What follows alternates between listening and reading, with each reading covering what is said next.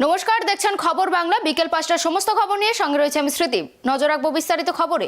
দুর্গাপুরে একটি ৪ চাকা গাড়িতে আফিম সহ গ্রেফতার একজন, মূল্য প্রায় ১২ লক্ষ টাকা। ঘটনাকে কেন্দ্র করে চাঞ্চল্য ছড়িয়েছে দুর্গাপুরে। ধৃত ওই যুবকের নাম শেখ ইয়ামুদ্দিন। জানা গেছে ধৃত ওই যুবক বীরভূমের দুবরাজপুর থানা এলাকার বাসিন্দা। রাজ্যের এসটিএফের হাতে ৫ কেজি আফিম সহ গ্রেফতার এক, মূল্য প্রায় ১২ লক্ষ টাকা। এই ঘটনা ঘিরে চাঞ্চল্য দুর্গাপুরে। ধৃত যুবকের নাম শেখ ইয়ামুদ্দিন, বীরভূমের দুবরাজপুর থানা এলাকার বাসিন্দা। বাজেয়াপ্ত করা হলো ৫ কেজি আফিম। এসটিএফ সূত্রে জানা গেছে বৃহস্পতিবার রাতে দুর্গাপুরের সিটি সেন্টার চার্চের সামনের একটি ৪ চাকা গাড়িতে শেখ ইয়ামুদ্দিন আর একজনকে আফিম পাচার করার জন্য গাড়ি নিয়ে দাঁড়ায়। এসটিএফ এর কাছে গোপন সূত্রে খবর পেয়ে এসটিএফ পৌঁছাতে হানা দেওয়া হয়। আফিম সহ ইয়ামুদ্দিনকে হাতে নাতে গ্রেফতার করা হয়। বাজেয়াপ্ত হওয়া ৫ কেজি আফিম। ধৃত যুবক ঝাড়খণ্ড থেকে আফিম নিয়ে এসে রাজ্যে পাচার করত। ধৃতকে দুর্গাপুর থানার পুলিশের হাতে তুলে দেয় এসটিএফ। শুক্রবার মাদক মামলায় ধৃতকে 10 দিনের পুলিশে হেফাজতে আসানসোল জেলা আদালতে পেশ করা হয়।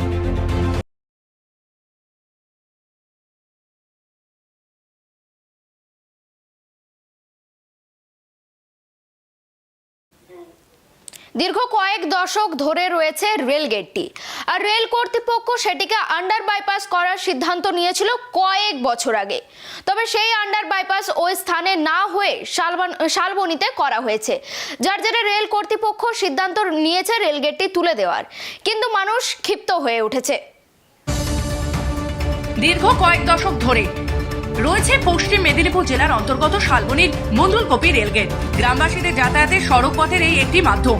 রেল কর্তৃপক্ষ সেটিকে আন্ডার বাইপাস করার সিদ্ধান্ত নিয়েছিল কয়েক বছর আগে, তবে তা সেই স্থানে না হয়ে শালবনীতে করা হচ্ছে আন্ডার বাইপাস। তারপরেই রেল কর্তৃপক্ষ সিদ্ধান্ত নেয় ওই রেলগেটটি তুলে দেওয়া হবে, যার ফলে ক্ষিপ্ত হয়ে ওঠে সাধারণ মানুষ। এলাকার সাধারণ মানুষের অভিযোগ, কাউকে কিছু না জানিয়ে রেল কর্তৃপক্ষ রাতের অন্ধকারে গেটটি তুলে দিতে চাইছে।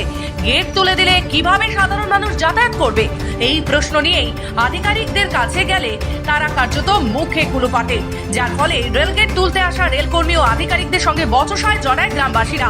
তারা খোল করতাল সহযোগে রেল আধিকারিকদের কাছে গেটের সামনে বিক্ষোভ দেখায়।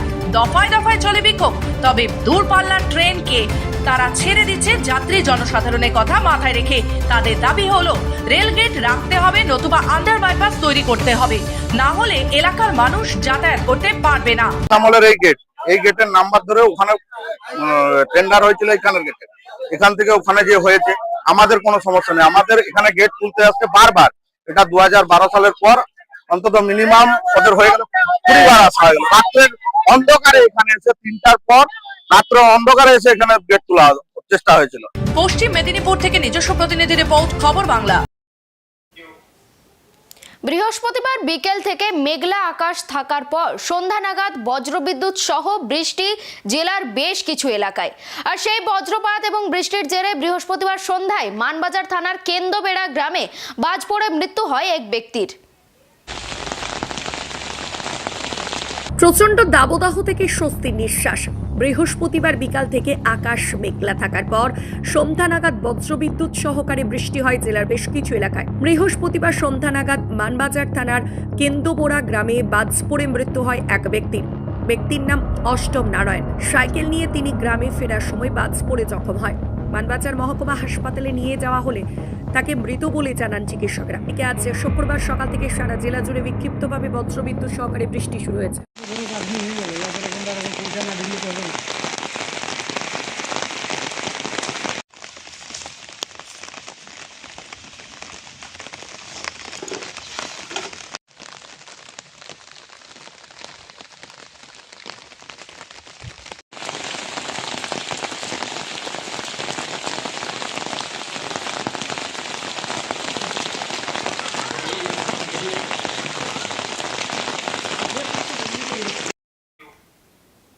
সন্ধ্যা আরতিকে কেন্দ্র করে আতশবাজি ফাটানো চলছিল এলাকায়, কিন্তু তারপর হঠাৎই তুবড়ি বাস্ট করে গুরুতর আহত হয় 13 জন। ঘটনাটি ঘটেছে গঙ্গাসাগরের সুমিতনগর এলাকায়। আহতদের তড়িঘড়ি উদ্ধার করে গ্রামীণ হাসপাতালে নিয়ে যাওয়া হয়।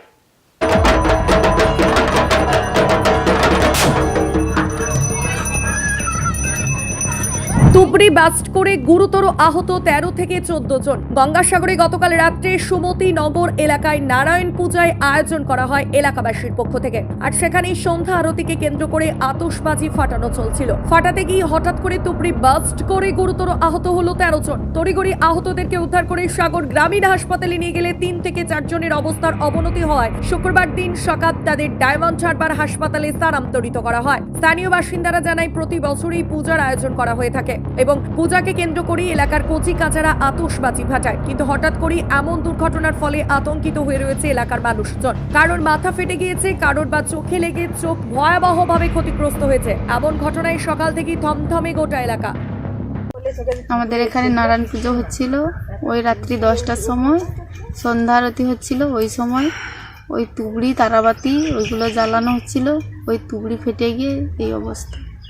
তারপর ওই সবাই অসুস্থ, হসপিটালে নিয়ে যাওয়া হলো, ট্রিটমেন্ট হলো। যারা ঘোরতর অসুস্থ তাদের রেফার করেছে। তারপরে ওই পুজো টুজো হওয়ার পরে সন্ধ্যাবেলা মানে রাত্রি 8টার দিকে 9টার দিকে হচ্ছে এই যে আরতি হচ্ছিল, গান হচ্ছিল, গান বন্ধ করে দেওয়া হয়েছে, তার আরতি হচ্ছিল। তারপরে ওই মানে টুপড়িগুলো ছোটোগুলো ওইগুলা মানে জ্বালছিল আর কি, ওইগুলা যে ফেটে জায়গাটা সেখানটায় মোটামুটি অনেকগুলো বলতে কার হয়তো এখানটা লেগেছে একটুখানি, কার হয়তো আঁঠুতে লেগেছে, কার হয়তো মানে এই পেচ্ছাপ ধরে ওখানটা লেগেছে। আমাদের নারায়ণ পুজো হয়েছিল, নারায়ণ পুজো হওয়ার পরে এবারে আরতি হচ্ছে। সবাই চারধারে যেমন আরতি হলে সবাই লোকজন ঘিরে থাকে, যেমন আরতি হচ্ছে। বোম ফাটাতে গিয়ে ওই তুবড়ি ফাটাতে গিয়ে এমন ঢাই করে এমন খুব জোরে আওয়াজ হয়েছে, মানে চারদিকে ধুনাময় হয়েছে। এবারে যে এরকম কাণ্ড ঘটবে কেউ বুঝতে পারেনি। 6 বছর আগে জনসাধারণের জন্য বন্ধ হয়ে গিয়েছিল বিশ্বভারতীর ক্যাম্পাস। 2019 সালে দোলের পর থেকে জনসাধারণের জন্য নিষিদ্ধ করেছিল প্রাক্তন উপাচার্য বিদ্যুৎ চক্রবর্তী। কিন্তু এবার দীর্ঘ 6 বছর পর সর্বসাধারণের জন্য খুলে দেওয়া হলো শান্তিনিকেতনের ক্যাম্পাস। 6 বছর পর পর্যটক ও সর্বসাধারণের জন্য খুলে দেওয়া হলো ক্যাম্পাস। আগের মতো ঘুরে দেখতে পারবেন সবাই, জানালেন বিশ্বভারতীর উপাচার্য প্রবীর কুমার ঘোষ। 6 বছর আগে জনসাধারণের জন্য বন্ধ হয়ে গিয়েছিল বিশ্বভারতী ক্যাম্পাস। 2019 সালে দোলের পর থেকে জনসাধারণের জন্য নিষিদ্ধ করেছিল প্রাক্তন উপাচার্য বিদ্যুৎ চক্রবর্তী। পর্যটকেরা শান্তিনিকেতন ঘুরতে এলে মন ভার করে চলে যেতে হতো, কারণ ক্যাম্পাসে ঢুকতে পেতেন না কোনো পর্যটক। এদিন সর্বসাধারণের জন্য ক্যাম্পাস খুলে দেওয়ায় খুশি বোলপুর বাসী থেকে আগত পর্যটকেরা সকলেই। হ্যাঁ, খুবই ভালো হয়েছে। এর মতন আনন্দের খবর আর কিছু হয় না। এটা যদি আর মানে কয়েক বছর আগে করা হতো সেটা আরও ভালো হতো। খুব ভালো কাজ করেছে এটা, আমরাও তো দেখতে চাই কি আছে। খুব ভালো কাজ এটা। শান্তিনিকেতন আশ্রমের ক্যাম্পাস কোনোদিনই একটা কুপমণ্ডুক অবস্থায় ছিল না। সকলেই সেখানে যেতে পারত এবং ক্যাম্পাসটা ঘুরে দেখতে পারত। পরীক্ষা সমাপ্তির পর কলেজ কর্তৃপক্ষ ও ছাত্রছাত্রীদের উদ্যোগে প্রতি বছরের ন্যায় এবছরও পালন করা হলো বসন্ত উৎসব। এদিন রানীগঞ্জের টিডিবি কলেজ প্রাঙ্গণে বসন্তের রঙিন এই দিনটি পরীক্ষার্থীদের মাঝে আনন্দ উৎসবের আমেজ ছড়িয়ে দেয়।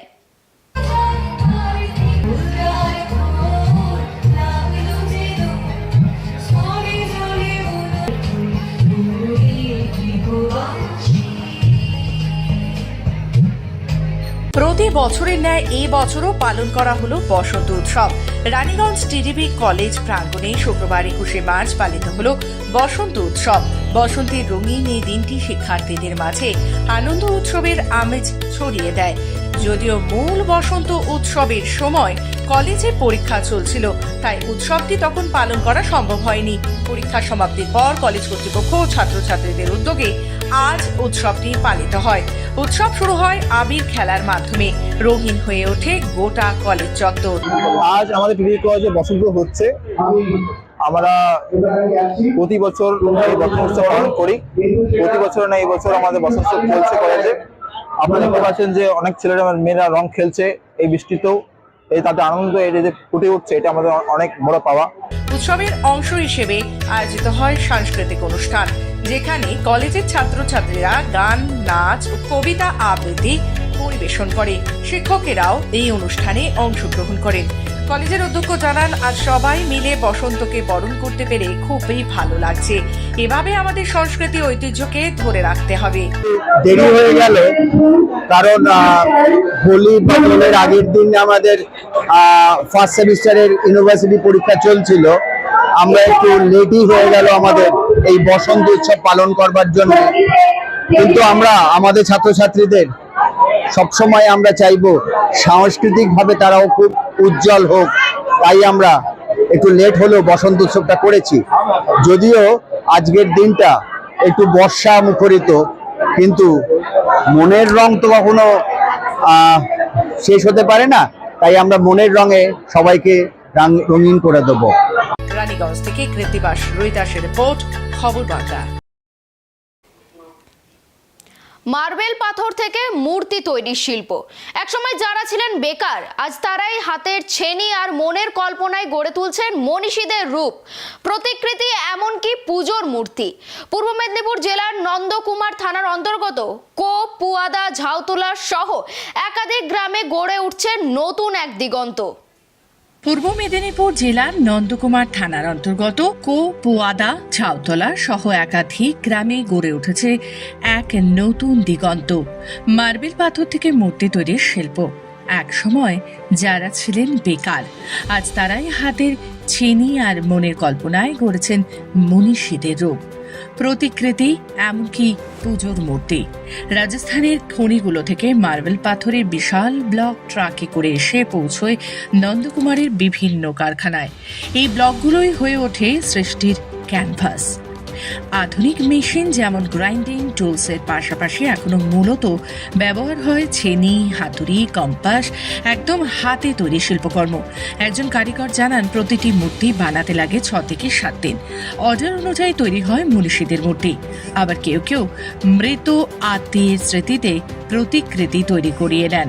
রাজস্থান থেকে পাথর আনা হয়, লোকাল অর্ডার হয়। লোকাল অর্ডার করেই আমরা মাপজোক করে এইভাবে করে থাকি, কম্পাস কাটিং করে থাকি। পুরোটা কি একটা মার্বেল ব্লক আছে? হ্যাঁ, পুরো ব্লক আছে। একটা মূর্তি তৈরিতে কত সময় লাগে? আমাদের সময় লাগে আনুমানিক কাজের উপরে ডিপেন্ড করে, যেরকম কাজ হবে, যেরকম কোয়ালিটি হবে, সেইভাবে ধরে করা হয়। তবুও আনুমানিক 1 সপ্তাহ। শুধু পশ্চিমবঙ্গই নয়, নন্দকুমারের তৈরি মূর্তি পাড়ি দিচ্ছে আসাম, ওড়িশা, অন্ধ্রপ্রদেশ, এমনকি দেশের অন্যান্য রাজ্যেও। বিশেষত জানুয়ারি মাস থেকে অর্ডারের চাপ বাড়তে শুরু করে। ফেব্রুয়ারি, মার্চে তার দ্বিগুণ হয়। মূর্তিগুলোর উচ্চতা 15 ইঞ্চি থেকে শুরু করে 6 থেকে 7 ফুট পর্যন্ত হয়। নন্দকুমারের এই শিল্পে যুক্ত রয়েছেন মূলত স্থানীয় যুবকেরা। একটি কারখানায় গড়ে 20 থেকে 25 জন কারিগরি কাজ করেন। কেউ কেউ বিহার ও উত্তরপ্রদেশ থেকেও আসেন এখানে কাজ করতে। মাসে গড়ে 20 থেকে 25 হাজার টাকা পর্যন্ত আয় করছেন এক একজন। পাথর জয়পুর থেকে আসছে। রাজস্থান? হ্যাঁ, রাজস্থান। তারপর পাথরকে কেটে কেটে মূর্তি তৈরি হচ্ছে। কি কি মূর্তি তৈরি হয়? বিভিন্ন মহাপুরুষের, মানুষের বাবা মারা গেছে কারো, তাদের। দেবদেবী? হ্যাঁ, দেবদেবী।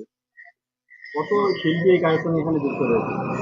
এখানে আছে ধরুন 15 থেকে 16 জন লাগে।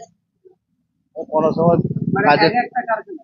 হ্যাঁ, একটা কারখানা? হ্যাঁ, এবার কোনো সময় কাজের চাপ হলে 20-22 জন 25 জনে হয়ে যায়। কতগুলো এরকম কারখানা? এই মালিকের আছে আপনার আপাতত 2টো কারখানা আছে। পূর্ব মেদিনীপুর থেকে রাজীব নন্দীর রিপোর্ট, খবর বাংলা। খবর এখনকার মতন এই পর্যন্ত। এরপর পরবর্তী খবরের জন্য নজর রাখুন খবর বাংলার পর্দায়।